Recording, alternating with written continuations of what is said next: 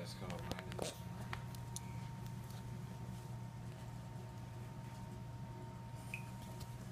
My name is MHelfrick, and this is Amanda Todd's story. In October 2012, ABC News reported that the video Amanda Todd posted to YouTube had been viewed more than 17 million times. The British Columbian teenager uses flashcards to tell her story, struggling, bullying, suicide, and self-harm of being blackmailed and bullied.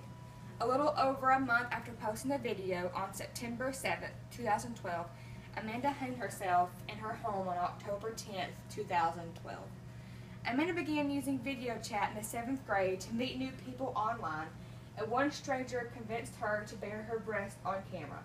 However, the stranger attempted to use the photo to blackmail Amanda, and the picture began circulating all over the internet, including a Facebook profile that used the topless photograph as the profile picture image. The internet stalker she flashed kept stalking her. Amanda's mother, Carol Todd, told the Vancouver Sun. Every time she moved schools, he would go undercover and become a Facebook friend. Less than a week after Amanda's death, Canada's CTV News reported that lawmakers would consider motion seeking to lay the groundwork for a national bullying prevention strategy. The Amanda Todd Legacy, the official blog administered by the teenager's family, strives to serve as a bulletin board for all special events to support anti-bullying education, to help young people struggling with mental illnesses, and support education programs to help people with learning disabilities. Amanda's story is like thousands of stories around the world. And I know everyone here has either seen a bully or been a bully. But cyberbullying is termed as technology that uses to harass someone. So, living in a technology world today, we have Instagram, Twitter, Snapchat, Kik, text messaging, phone calls, and we can use technology to harass those people using those type of things. The National Youth Violence Prevention Resource Center states that 30% are a bully or a target of a bully. 70% of students report seeing a bully online. Bullying is no longer a problem in person, since with online and technology, you really can't escape the bully. So, usually the bully is at school, and they torment them at school, and they go home, and that's the end of it till the next day. With cyberbullying, you can't leave them. The bullying can start at the beginning of school and lasts even until they go to sleep that night.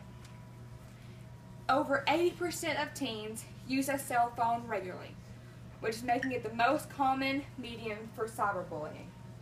People who are cyberbullied are more likely to suffer from depression and anxiety, and are 9 times more likely to commit suicide.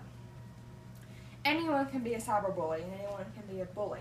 But here's the 4 main things that I've researched that most likely that you're a bully. They want power. They seek to get attention, and they want to feel like they are controlling someone. And they are egotistical, aggressive people. Or they come from a dysfunctional family. Usually someone with a bad home life or a single parent home, they could be most likely a cyberbully. They suffer from substance abuse problems, alcohol, drugs, etc. Or suffer from abuser-victim complexes due to having been bullied themselves. The University of Calgary did a study of 264 students from 3 different junior high schools. The results show that close to half of the students were bullied victims, and about 1 in 4 have been cyberbullied. Over half of the students reported that they knew someone being cyberbullied. Almost half of the cyberbullies use electronic means to harass others more than 3 times. The majority of the cyberbully victims and bystanders did not report the incidents to any adults.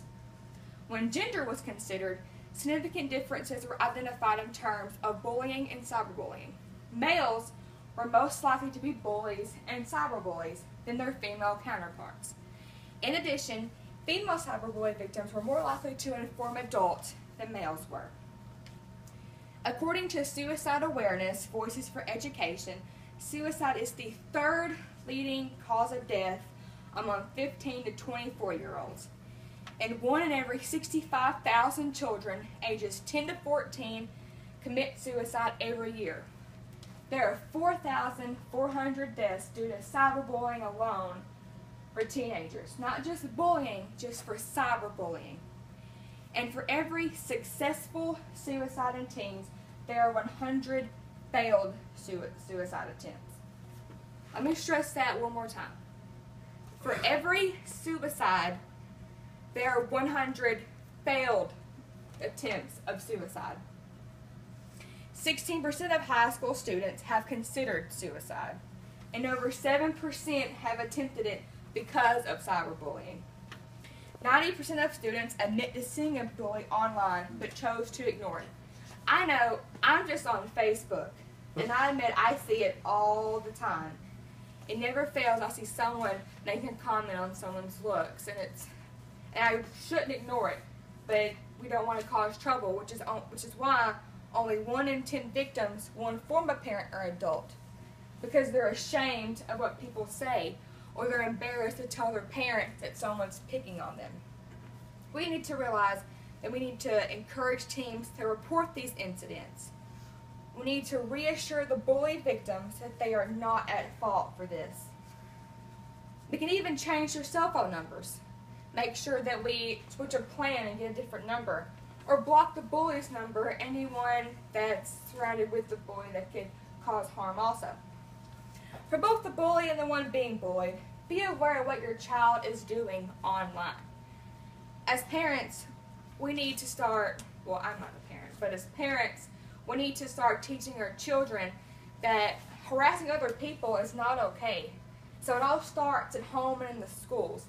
We need to make a positive learning environment in the school and teach them that it is not okay to hurt someone else, physically, emotionally, anyway. 43 states have both laws and policies regarding cyberbullying. 8 states have only laws against cyberbullying. Only 1 state has just a policy. Florida's Jeffrey Johnson's Stand Up for Students Act prohibits bullying of any K-12 student or staff member, and it includes specific references to cyberbullying. That's what I feel every state and even every town should have.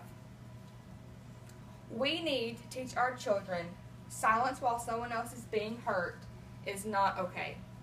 We need to learn how to control the technology instead of allowing the technology to control us. Cyberbullying can be stopped if the community joins together, and it can start in the schools. We need to change adults and youth attitude about tolerating cyberbullying. When everything comes together regarding cyberbullying, the cold truth is children have killed each other and committed suicide after being involved in cyberbullying incidents. Let's not let one more child be affected. Thank you. Where was it at?